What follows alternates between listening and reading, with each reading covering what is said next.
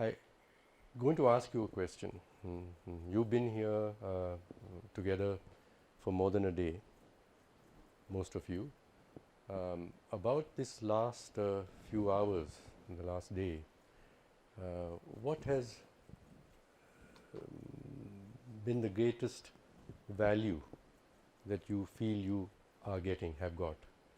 And I'd like you to just, for a minute or two, just talk to the two people next to you about this question.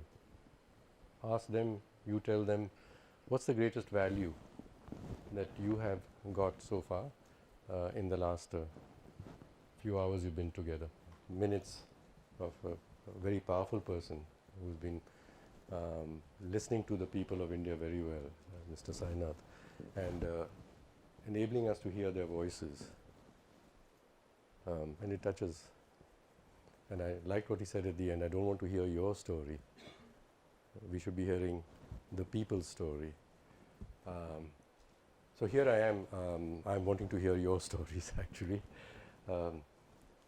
I came into the room and I was told by you, Proact, that you're one of the founders of this circle, the Youth Alliance. Yes, sir, you can say that. Someone brought that idea to me, I just did it. Yeah. So he got a surprise when he came in yesterday or today, that there was a sheet on the board which was some principles that had been written for the Youth Alliance, and the Dan founder said, I never wrote them, so how could they be the principles for this Youth Alliance? Yes, you need some founding fathers who write the Constitution of Democracy. So my friend here, who I've learnt a lot from, and him actually in conversations, he's now going to Columbia, where he's going to learn how to first write the Constitution and then create a democracy afterwards. We in India are this position that frankly we've got too hung up on writing the laws and the Constitution and interpreting what's written in words than actually creating a democracy. So this has been, I think, the main conversation that we've been having, that living democratically, enabling others to live democratically, I think is the essence of democracy. And whether you write a constitution or not, I think is not that as important. So I saw these principles there, he showed me, and I said, my goodness, what I was going to share with you as thoughts, you already have them there, so what shall I do? But since I had prepared myself, and thank you for inviting me, and I took some time to prepare myself, I'm going to share some pictures some pictures which will convey, hopefully, some ideas, and I promise I'll come to the fireflies also at the end of it. We do that. Listening, as you said, you are hearing others, you're hearing yourself. And Mr. Sainath was pointing out absolutely that we should listen to others. So I would begin with the story about listening and how it became to me that we weren't listening well. This was, how many of you are grandfathers? Nobody here, no grandmothers even yet. You are, congratulations. So, what do grandparents like to do most of all? Tell stories of their grandchildren, right? So you're used to that. You have seen grandparents around and they bore you with this. But I'm going to tell you one story about my grandson, Viren, who is now 15, but he lives in the United States. He was born there. My son had gone there years ago, is now working there for all these years. So Viren is his son and was living in New York. And when Viren was 5, which is now 10 years ago, Viren came to India for the first time when he was, like, as a child, able to notice things and use words to describe them, and social things, where children describe objects. So I took him around to show him India. That means drive from Gurgaon to Delhi, because it's a lovely part of India, and Luton's Delhi, and the streets and trees, and we're very proud of it, the capital of our democracy. And as we were driving on the road, I was driving, my son sitting next to me, and my son's wife Anaga at the back with Viren at the back, and we're driving and chatting, my son and I, and we stopped at a traffic light and moved on after the traffic light when this little voice speaks up and says, "Mom, the lady was knocking and no one answered her." So mother asked the son, who was knocking? He says, "Mom, when we stopped, there was a lady with a baby and she was knocking and no one answered her." So she apologized. He said, "I'm sorry, Viren, I didn't notice, I didn't hear." And then he continues. He said, "Why do they do everything on the street?" So she said, "Do what on the street?" And he said, "Mom, they are eating on the street. They were cooking on the street. Some were sleeping on the street. Mom, they were even poo-pooing on the street. Why?" This anguish in his voice. And she said, "Well, Viren, we are lucky. We live in a rich country. We have many bedrooms. You have your own, and bathrooms and a kitchen. People in India are very poor. They don't have what we have."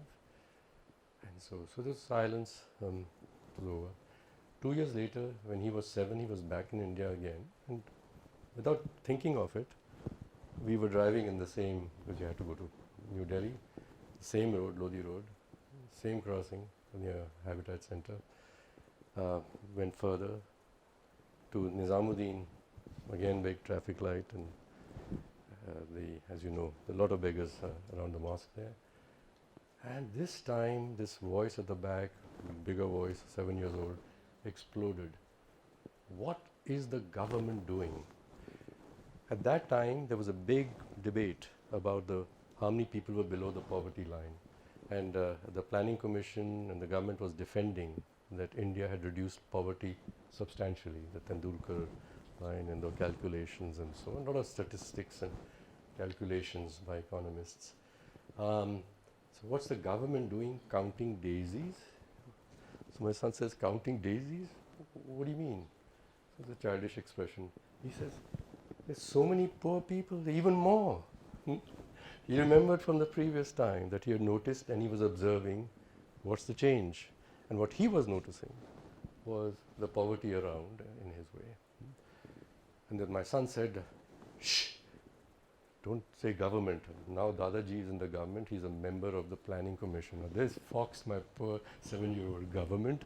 He thought, how could a person he plays with every day with ball and stuff be government? So he had to be explained what government is, so I brought him home. And I had a copy of the previous 5-year plan, the 11th. I just joined the Planning Commission, the previous one. And it was lovely, with full of statistics and numbers and pages and, 1,000 pages. And he, bouncing his ball in my study, and I was showing him all of this, when he stops the ball, he said, "Dadaji, don't write another book, just do something." You guys, Viren would be proud and pleased to be with you. Proud and pleased to be with you. I felt I owed him more. He was a curious person. He wants to understand what his grandfather does and what government is. So I took him to the Planning Commission, and he loved that ride because there was a white car with a flag and salutes to him, and he loved all of that. Going out and up into the Planning Commission, big office, and 3-4 people opening the door for him as he came into my room. And so now when he went back to school in the United States, good education, all the kids, though they were 7 years old, were asked to write what they did in their summer holidays. So my dear Viren decides to write a book, though he told me not to write a book. He wrote a book on the Planning Commission. So young child of 7, there were 14 pages in his handwriting with pictures that he had drawn. And Planning Commission was the title in the front, and he had something about some big words about the Planning Commission, which he copied from somewhere. And as it went on, by the time he came to the last page, he was referring to it as the planning community. So the last page has a picture of a big room and a big table and some big guy sitting behind, which must be his grandfather or somebody. And across this person is a stick man, like children draw, very in sticks, head, and bodies and legs. And what says below that is the planning community is a place where all the poor people of India can come, and there will be someone there who will listen to them, and then they will not be poor anymore. Listen to them. And the connection between the knocking on the window, not noticing, and he's pointing out, don't write numbers, just listen to people. I began to realize that I don't listen. Government certainly doesn't listen. Parts of government don't listen to each other. Business doesn't listen to the civil society. I wonder whether civil society listens to anybody sometimes. I wonder. And no one listening to anyone. Certainly I wasn't listening. So that became my drive to understand for myself, A, why we don't listen, and B, how by better listening we could make democracy better. By better listening we could make our solutions better for the system, because there are many different voices that need to be heard to understand the system. And so that's how I came into listening. Now I have been with Suparna there, who is inspired me immensely, and I've had good conversations with the two of you. Some of my most treasured conversations have been when she had this idea about a school for development, Indian School for Development Management. And now that she's so busy, which I'm so happy about, I can't expect her to come home like she used to. I picking her brains while she said she's picking mine. We don't know who's picking whose brains, but she gives me the privilege of going back to the School of Development Management, and there with the young people, I learn a lot. I learned so much, therefore, in the last 2-3 years being with her and others like you, that I felt I should write what I have learned. So this book, which the cover of which is before you, this book has just been released a few days ago, is what I have picked up in my journey with people and my longer journey before that, as you pointed out, as a consultant, planning commission, and before that with Tata's, about changing the way we think and the need for us to have a different toolkit if we want to make a difference in the world. So that's what that is, and I thought I would use this, the ideas that I've just recently put together, as the ideas that I would share with you, and then we'll have a conversation, if that's okay with you. Yeah? Oh, there's a clicker here somewhere. Next slide. The next slide, okay. So I said pictures are worth 1,000 words. When I came back to India in 2000, I've been away for 11 years in the United States, consulting in the United States. When I'd left in 1989, we used to drive around in Fiats and Ambassadors, which weren't air conditioned. So the windows were always down. And there were beggars then, and the beggars used to put their hands into the cars, and we should touch them or push them aside if you wish to, or put something in their hands. And when I came back in 2000, India had progressed because of liberalization. Everyone in the middle class was getting satisfied that now we had best class products from around the world, air-conditioned cars, even small ones. So I myself, this is before I really noticed it at that time, I've been feeling this, that I'm getting cut off from India and from the people of India. There's this knocking on the window which I wasn't hearing. So I started to write in business journals about my sense of what is going on in my country, India, and some thoughts about it. So after some time, Sage Publication said, well, you've written some good essays and appeared in the journals. We'd like to compile them and publish a book. I felt, why would someone want to read one person's essays? Who says the ideas are good and it's about how one sees one's country. So I said, be a dull book with if it doesn't have pictures. And I have been, I don't know whether any of you used to Lakshman's cartoons every day. So in the Times of India, 2000, big stories about growth rate of economy has gone up and stock markets are up or down, and scandals about all sorts of things also. But in the middle would be this, the common man's view, Lakshman's cartoons. So Mr. Lakshman was gracious enough to allow me to use 10 of his cartoons in my book. So I picked up 2 of those cartoons from that book, Remaking India, One Country with One Destiny, to convey something. The first cartoon, as you see here, this is, by the way, his cartoons are 2001, 2002 at that time. We were celebrating, now cell phones we used to have. And there's a big story about India's progress was how long did it take you to get a phone connection at home. Now everybody can have a phone. So here he shows a minister up in some rural area, and he's telling the people, all the time you keep asking for drinking water. Don't you ever want to progress? I'm telling you, I'm giving you telephones. So mobile telephones is a great indicator of progress. It's cheapest mobile phone telephone system in the world. Everybody has even a smartphone maybe or something. I mean, these are the statistics to show the progress we are making. And yet, as Sainath, everybody loves a good drought. Now we are saying, oh my goodness, we run out of water. So we are at this curious time where we are still projecting that we will be a $5 trillion economy, while the Niti Aayog, the National Commission for Transforming India, the national institution, has projected that, its numbers, that by 2030, India's requirements of fresh water will be double the resources of fresh water. Why we keep on talking about these numbers, about the size of the economy and the rate of growth of the economy, when something so basic, which everyone needs, and people have been crying for it for so long. So inclusion, how do we measure inclusion and how do we measure sustainability? Second cartoon,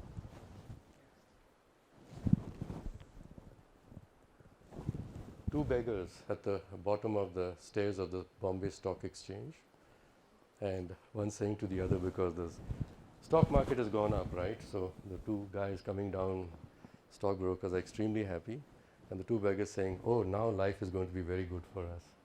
The market has gone up. Inclusion and sustainability. And our 11th 5-year plan, which my grandson saw, and the 12th 5-year plan, which we wrote, the title was, both of them, towards more inclusive, more sustainable and faster economic growth. We keep concentrating on the faster economic growth, but we just are forgetting that the growth has to be inclusive, it has to be sustainable. We don't have numbers to measure, good numbers of inclusion. That's why counting the daisies is not a good number, a good way. And certainly in terms of measuring the quality of our natural resources, we don't have acceptable numbers and we don't know how to access them. Far better to, just like Sainath said, just go talk to real people. They'll tell you in a story what is going on. You don't need to count. We are running out of water resources, which are more fundamental, if I might say, as a problem to address than the carbon in the air. And my experience then was that we then got very excited, I was also, about climate change and making people in India join the agenda of climate change. So in my conversations with not even the villages, but in urban areas, when telling people that don't you understand the climate is changing, and then showing them the pictures which we then had, which were about the ice cap melting and the polar bear not having enough ice to stand on, which is a consequence of too much carbon in the air, and then telling people therefore don't cook on your stoves at home, which the poor people had to, and missing that water is more fundamental to them. So in terms of communicating and people understanding, absorbing the message, it has to be about things that matter to them, and in words that they are their words. And we are trying to convey onto people the need to worry about the climate. For some people, yes, it is good to talk about polar bears and ice or even carbon in the air. It's a big cycle. But you can relate to, they do relate to, in fact, they have experienced the consequences of something that is changing in the environment before we did. And so let's help. Let's help. And certainly we'll come back to the shape of the economy, the system of the economy in which some people are making a lot of money And Prime Minister did say we must respect and admire the wealth creators. And the question though is, creating wealth for whom? Hmm? So these are... And how? And so corruption, yeah. Well, as we were saying about words and what words should be absorbed, corruption of in money is one thing. Corruption of our ideas of what is goodness is more serious. What do we celebrate? It's not money corruption in that, but we are corrupting our minds by celebrating, I think, to me, the wrong things. Okay? So, now come down to, by the way, Suparna appears as a character in this book. As I've done that much, as Sainath said, let it be stories of people. Her name is something else in the book. If you read it, you'll recognize her. She's Sunita in the book. And the other people who recognize themselves because it's stories of people like yourselves, but your name doesn't appear as your present name. Because there are many like you, many like us. So it's one person characterizing several other good people. So, two thoughts. Let's take the next picture.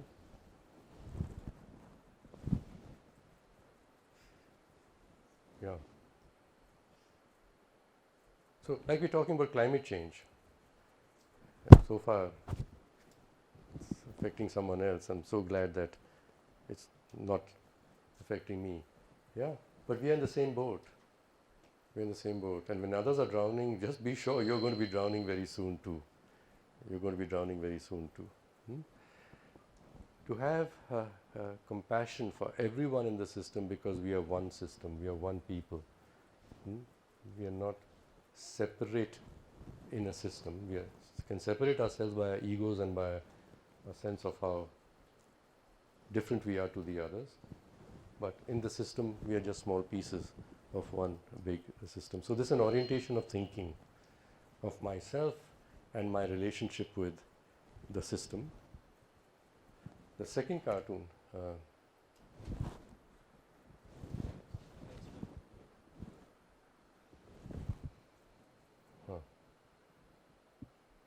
need bold action, without thinking of how the consequences can come back and hurt everybody and hurt you too. Do it. We told as young people, maybe you don't just do it, but we come out of business education, entrepreneurship in business education to say, we want doers, doers. Too many thinkers. We want doers. And if you act before understanding the system and act very hard, you can damage the system. I could ask you, I'm not being political, but ask you for recent instances where bold actions have damaged the system more than, what comes to your mind? Demonetization, okay. It's less political, yeah. But there could be many others that you could think of. So, Suparna has been introducing very deliberately a course on systems thinking for people who work in development. Because the issues that I think all of you are working on are systemic issues, yes, in which you are a small actor in a large system. And for you to have a good impact on a large system while you are small, it is even more important for you to understand what makes that system stuck in what it is stuck in. And I believe Mr. Saina did say to you that let's think of the whole system and how action leads to some other reactions and then consequences, and to understand what is making the system be as it is. One of the most beautiful descriptions of a system is by Donella Meadows, who is a person who introduced the need for more systems thinking in the Club of Rome's first reports in 1974, when we talked about then that watch out, you're going to run out of water. You're going to run out of water in the world. 74, but no one paid any attention at that time. But she had said, in how to understand a system is, this is a beautiful phrase, that every system is perfectly designed to produce the results it is presently producing. So start by saying, if there is a lack of attention to the people in the rural areas' needs for water, what is presently happening in the system, in terms of people's beliefs, in the terms of people's actions, in terms of what people are paying attention to, that is resulting in this consequence. So just map the system as it is before you decide to change some part of that system and get angry about some part of the system alone.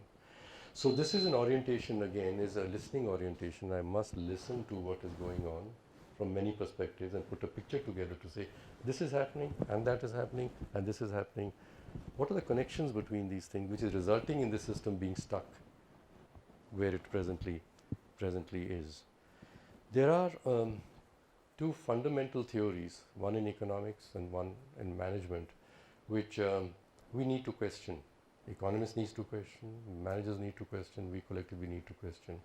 The fundamental, foundational and flawed theory in economics is that, which is to the previous picture about the men in the boat, is that every person is a rational and self-interested person.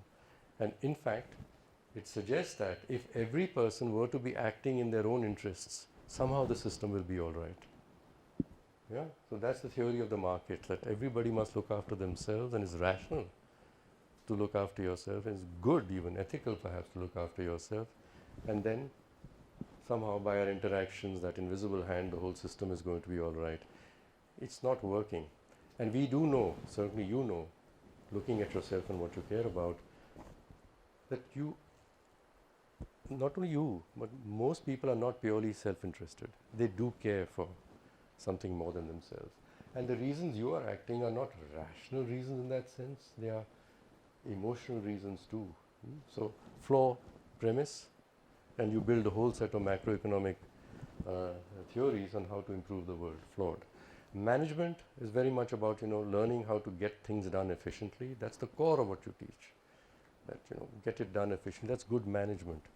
And as I pointed out, that's a very limited view of what is good in management.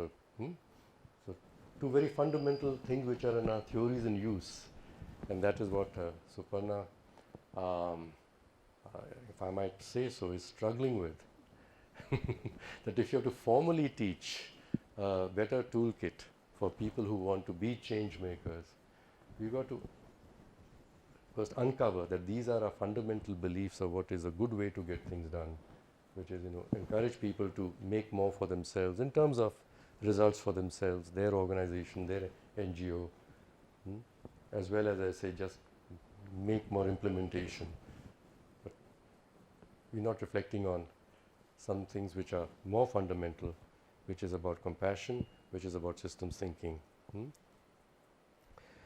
So myself, Suparna has been great, but management schools in India and abroad have been questioning themselves. They find it really hard because they are seen as success, and those who are successful find it really hard to change what they are, because then they're going to fall off the pedestal. So they want to just keep staying there, though they say, I better not stay here too long because it's not safe and it's not a good thing. But where do I put my foot down? You've gone too high up. So management schools are some good ones in saying we need to help our students to learn ethics. But if you are teaching people how to be better leaders and managers of a business corporation, which is founded on the principle that the business of business must be only business, that it is your legal responsibility as a manager of the business to produce the most results for the shareholders of the business. In other words, selfish aims, for the entity that you are responsible for, looking after it and nothing else. The business of business should be only business, which is unethical. Because in every religion they would say that if a person is only selfish and full of ego, that person is not a good person. Yes? For your own peace of mind also, get out of this egocentric feeling about how important you are and how much you're getting for yourself, and look for compassion for others, look at nature. So ethics starts with continuously refining, learning and refining the purpose of your existence. Purpose of existence. And business institutions certainly are not, because they seem to be required to be selfish for some theory of economics and markets. And they're so proud of how big their brand is, how large their budgets are. So talking about themselves and then say, and we also have good impact on the world. They show you a few pictures of something here and something there, and but it's mostly about themselves. So when I sit on the advisory boards of these large NGOs too, their report starts just like a corporate report. Progress made in the last year. Our budget has gone up by this much. So many more people working for us. And surpluses have gone up.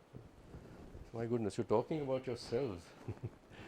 What about serving the others? And who are these others? And can we hear in their voices what benefit they have from your existence, if they have feel any benefit for that? So I'm going to take the next slide. This is my view of a circular economy. Of a circular economy. You've heard of a circular economy in material terms, and certainly all people working on the issues of the climate and clean energy and now plastics, we know that things are moving, material is moving around. Let me just put it off because you put it off. Go back one. Just go back one.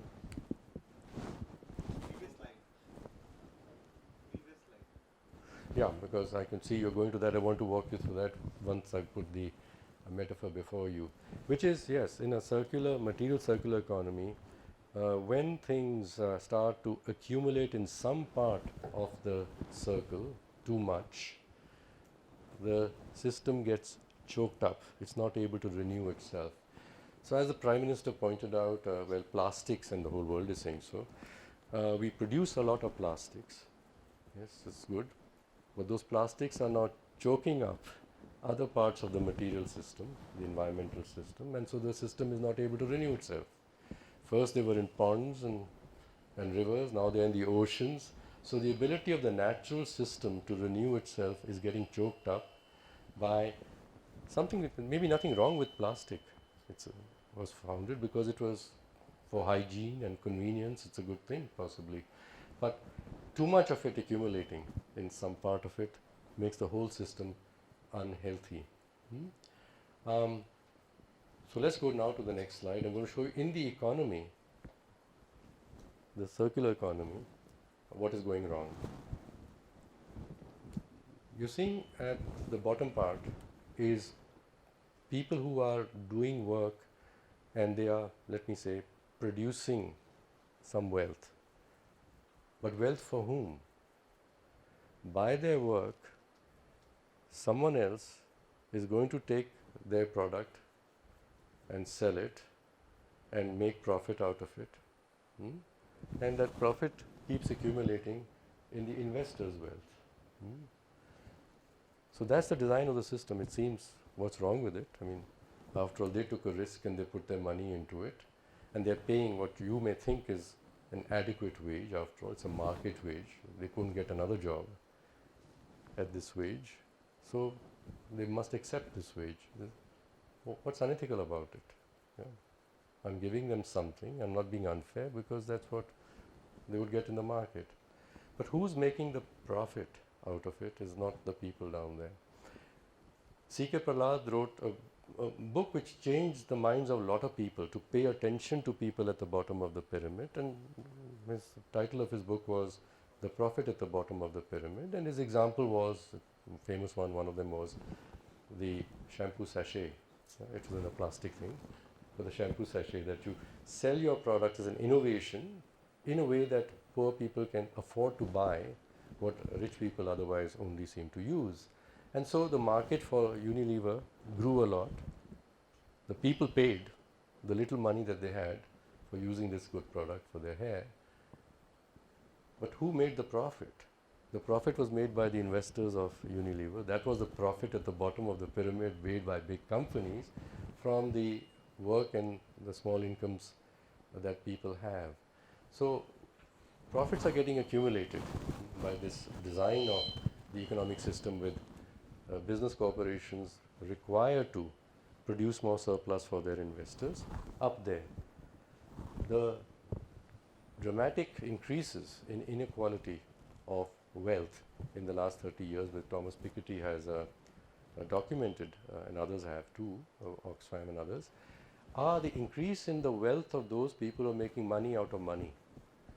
It's financial wealth made by investing money into other forms of money and more esoteric forms of money, money out of money, that is increasing the wealth of people above. We have a great example, a good one, when Dhirubhai Ambani went to Reliance and expanded the retail investment market, and you would have these lovely big shareholders meetings with a stadium. He needed a stadium because there'd be 70,000-80,000 investors in the meeting. Amitabh Bachchan and Guru, you've seen the movie? Yes, yes. And he would say, look, I'm making you wealthy. It was true. Yes, he was getting more people to be wealthy in the system. So, well, yes, okay, Ambanis also get wealthy, but people were getting wealthy.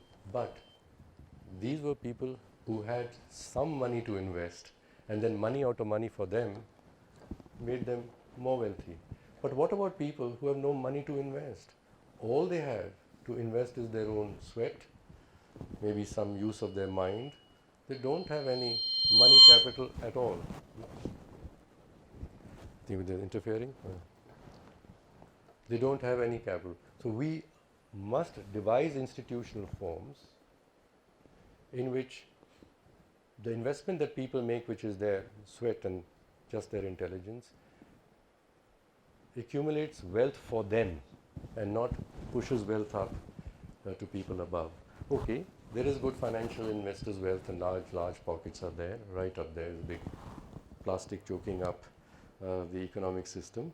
Wealth does trickle down, and so we've had one form which we call redistribution, which is through taxes. And firstly, I get annoyed with this word redistribution because it is saying what the whole process is. It says first you must accumulate and then you will redistribute. Yeah? And I'll come to, I think first we must accumulate more wealth at the bottom, and there may not be need for redistribution from the top. So taxes, please reduce them. Why? Because there's no incentive for the people on the top to invest more money unless they can make more money. And so the trickle down through taxes is reduced everywhere. CSR. Let's make these buggers, I'm sorry, to do something for society. Let's make them put 2% of their profits, not 2% of their revenues, but 2% of their profits into CSR. But this total amount is some 30,000-40,000 crores at the most. Less than that. Around that. And we're talking about a $5 trillion or $2 trillion economy at the moment. I mean, particular drops and drops into it. This is how we are giving back. And third is, well, good things, philanthropies. People accumulate $100 billion, someone's wealth is that, and someone's wealth is 3, 4, 5 richest people in the world. Wealth are towards $100 billion. And many, India $20, $30 billion now. And so they do have some foundation and they give some grants. What size are those grants? All, but we say, okay, thank you so much, such great guys and so on. But what's trickling down? Very different. The speed of gathering upwards is going faster and faster. We are suppressing wages. How? One is the idea of the market. Second, if people stood up for their rights by forming associations or unions, those are not democratic. We kill those. And so they have no other way to have collective might, you see. One person alone can't be heard. If many together gather together, then you will hear the voices of the poor. I would say, since you're talking democracy, it's now, as you know, you're researchers of these, there's a professor from Columbia, and he's saying something which is so well known to you, that workers' associations are a very strong democratic institution. It's not a political party, but they more directly represent the solutions that are required by people at the bottom. Similarly, talk about trade. The people who own the brands, who own the marketing channels, like the example I gave was Unilever, do claim a cut out of the whole value chain because they're doing something. But who has the greater power to determine what is a fair cut for you versus a fair price for me as a small producer? And so yes, we say about our handloom producers and others, they do the most intricate work, but that's all they can do is their knowledge, their skill. They invest that, but how much do they get out of it? Yeah? So people are doing a great service to them by buying their stuff and then selling it with big labels, for which they say, well, you know, I've invented the label, it's my intellectual property. They get a large part, and they're very rich. They appear on page 3 of our papers and celebrants of new wealth.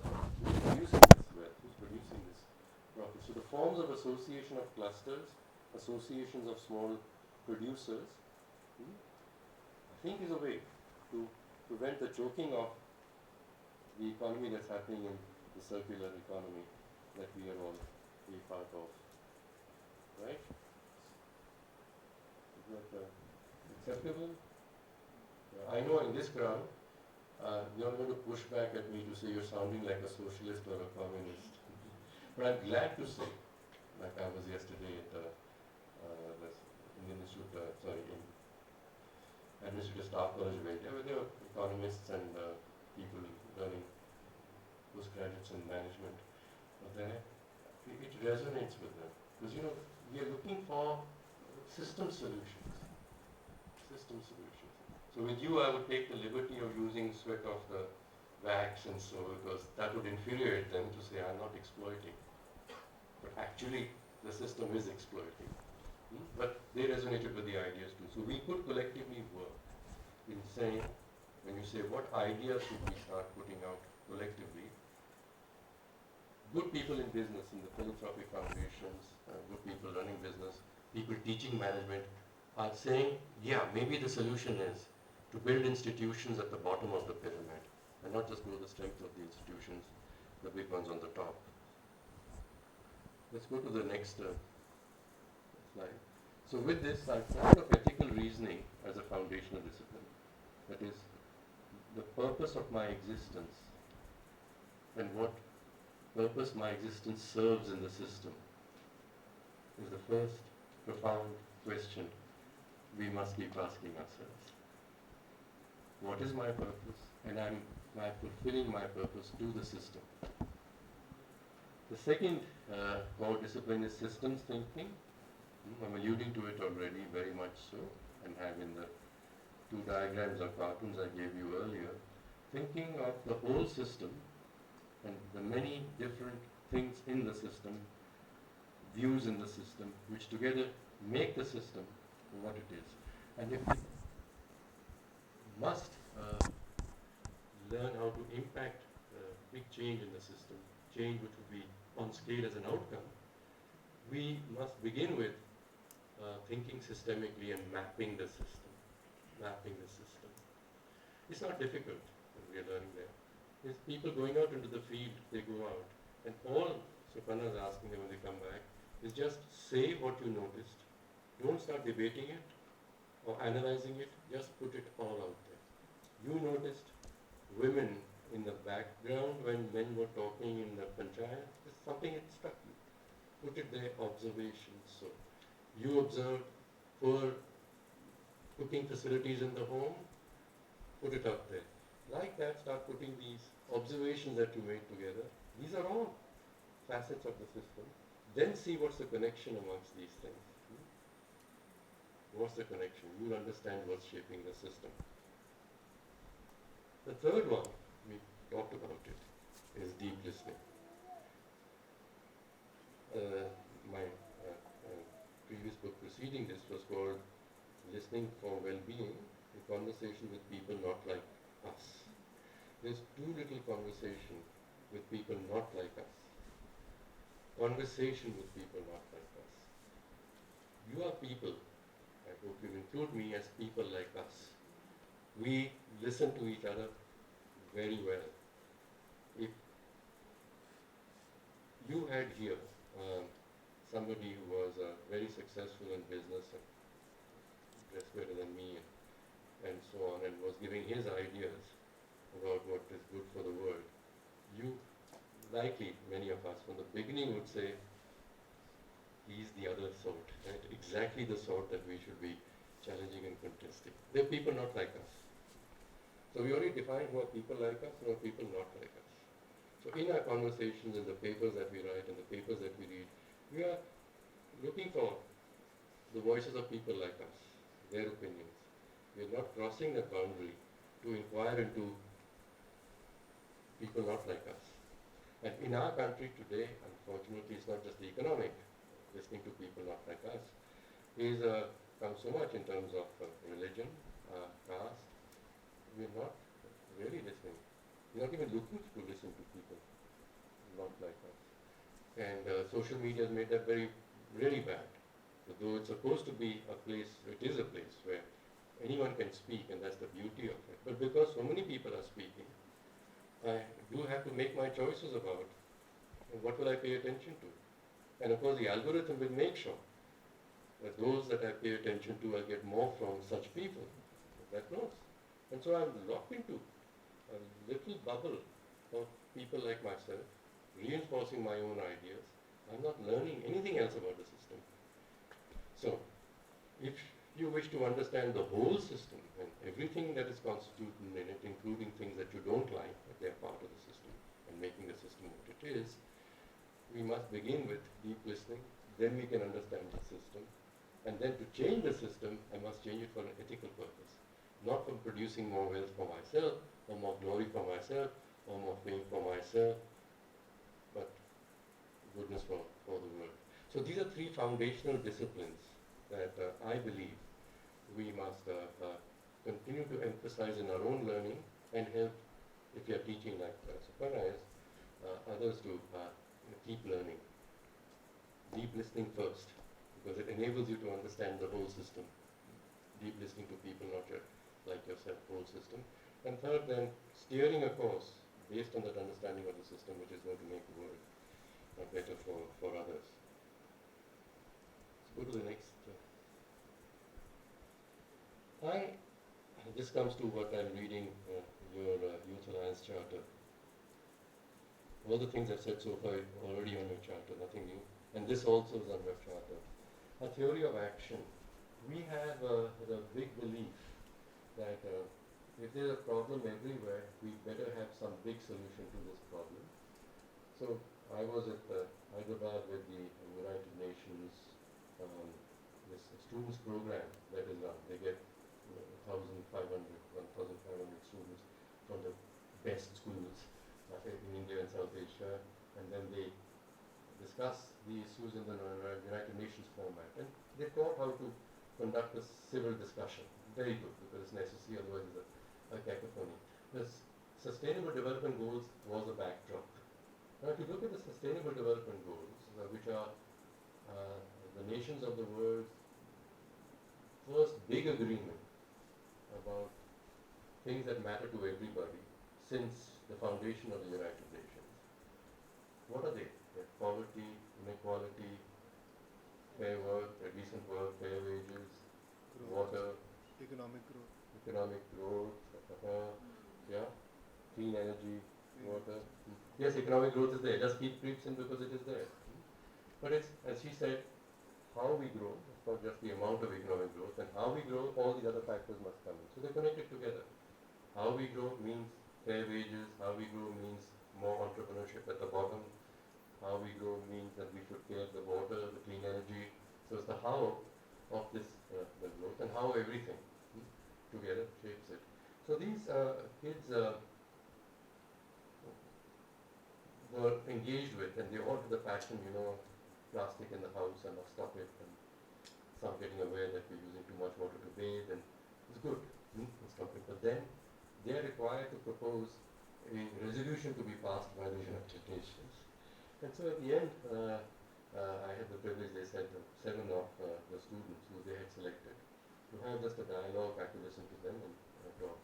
And then they said this frustration of theirs. Okay, what's the use of this? Now these are 15, 17-year-old kids. And so just to ask you, you've been planning commission, that what's the use? We propose a resolution, but then what? Yes, we're learning now that there have been many resolutions of the United Nations. In fact, for all these matters, there have been resolutions. Right? Dignity, education, there have been separate ones. Right to food. So, what's the point of another one? So we came to what would you do as a change maker as action?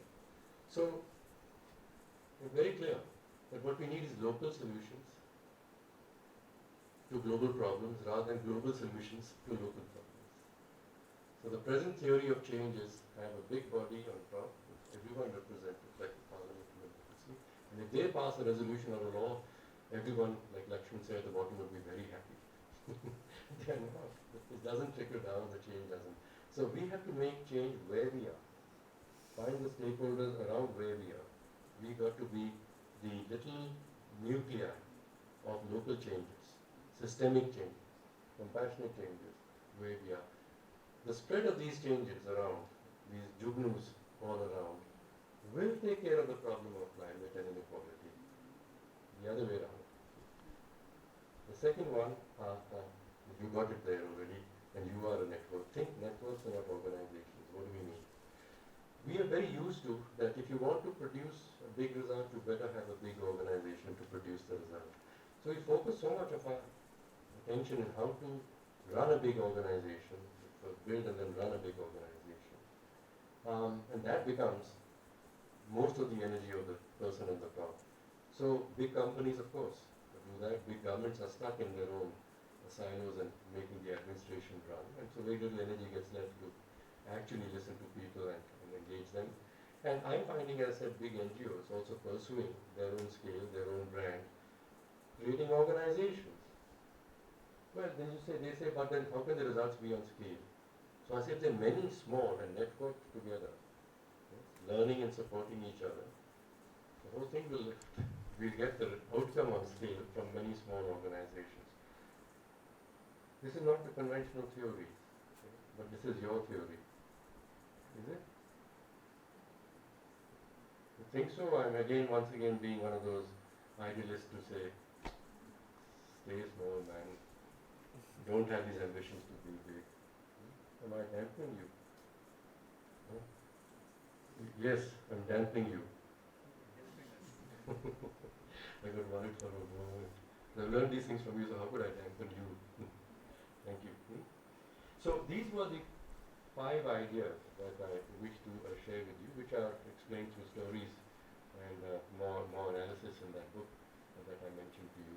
Okay, 3 foundational disciplines there are ethical reasoning, systems thinking, and deep listening, and 2 new paradigms, 2 fresh paradigms for the theory of change.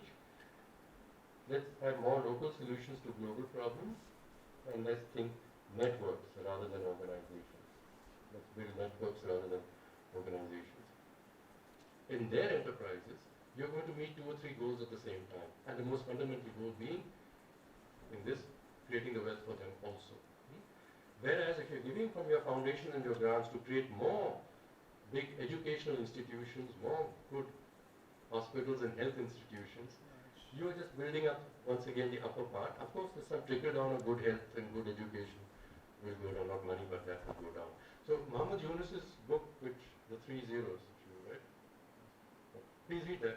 He put it very well. The world is now talking of this concept called a social enterprise. And yes, social enterprise is coming a lot out of the economy side, means enterprises who are not merely about the business of business, but are producing some goods for society, goodness in society. they are also struggling with this, that if the social enterprise is funded by investors, the investor's expectation, it is the dharma of the investor. That's the rule, as Mahatma Gandhi said, they should play in society. They must make wealth, he said so. Right? So they will do that. But how much wealth they make and how fast they extract the wealth is what's killing the circular economy. So Yunus says there should be some norm set that if you make just as much return to the investor as they put in, plus, and he put some number, 20% as servicing the capital, you should be satisfied with that. That's behaving like a trustee.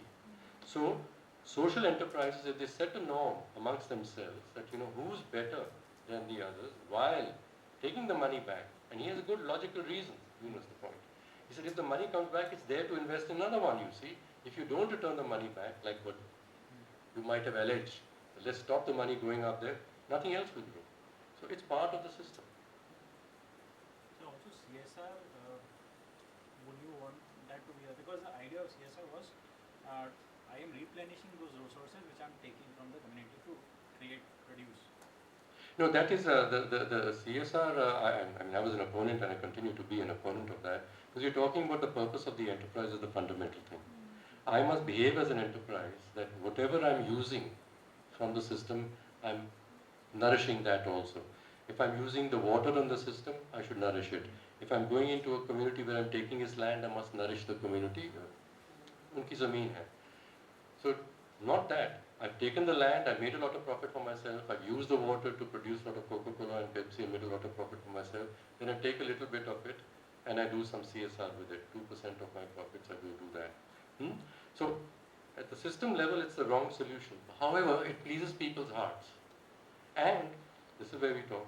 I found when this law was being passed, the deeper thinking people in the development space, people in economics, said this is bad. The whole world is talking about businesses measuring themselves by a balanced scorecard and reporting their performance on a balanced scorecard. And India was also ready to pass national voluntary guidelines developed by business along with civil society of how every company should account for its performance, not just its financial measures, but every year along with financial profit, impacts that you had on the society and on the environment. But it didn't pass. Instead, we got the 2% CSR, and many civil society organizations were delighted. Why? Because their budgets, they get money. And so this is a debate now with civil society that now you're complaining that the climate is being destroyed by big companies. You are complicit in that. I mean, you also didn't think long term about really what you care about. You were caring for yourselves. Mera budget, mera kaam. But dunya barbaad ho rahi hai saath mein. And so now don't say corporations are bad. Please don't. You depend on them like a sucker. Kinds of rules that will change. I can't tell you exactly what they are. And these kinds of rules that's coming to my mind that should change are arising out of listening to people like yourself now. I'd like to spend more time to say the example that you have done, what happened, why did it happen like that. But listening to many of whom counter difficulties and they keep saying I have to stick with the present paradigm because this new one doesn't work. At the same time, very fortunately, one is hearing lots of people who found solutions around the problems. And then they are proposing that if you want to make this an institutionalized way for others also to benefit, these are the rules that must change. So one of them I'm saying is nothing to do with the wages paid. The point is not that the people are being paid more, which you could do within a corporation.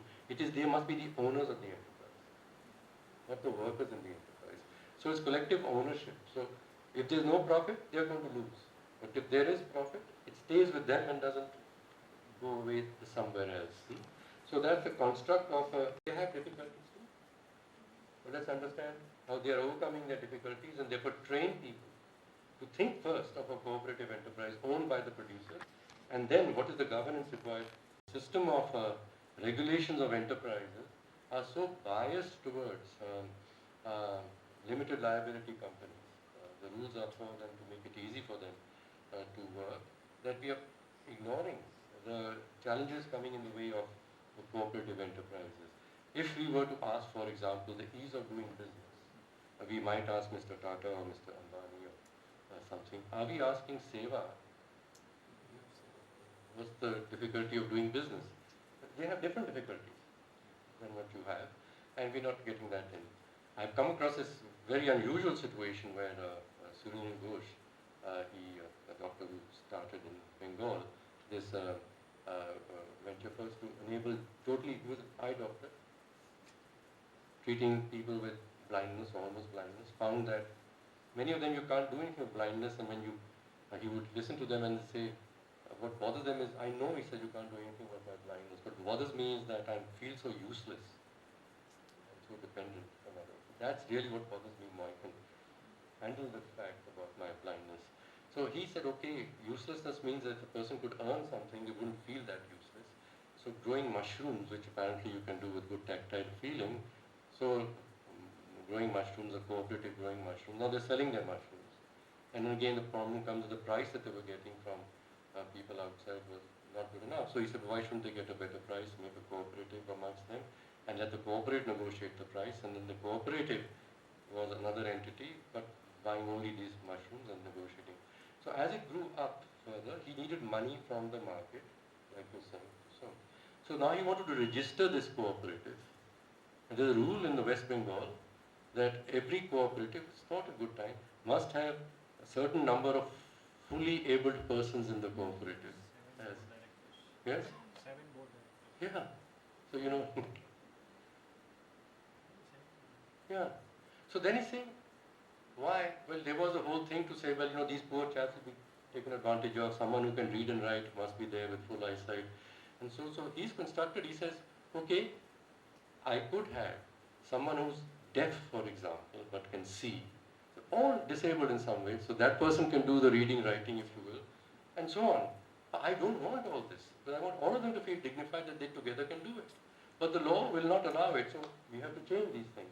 So if you come out of these real experiences, we will, I think, begin to understand how we can create enterprises which are run by people who we think can't run an enterprise in some ways, and what the difficulties we are causing them from our good-heartedness.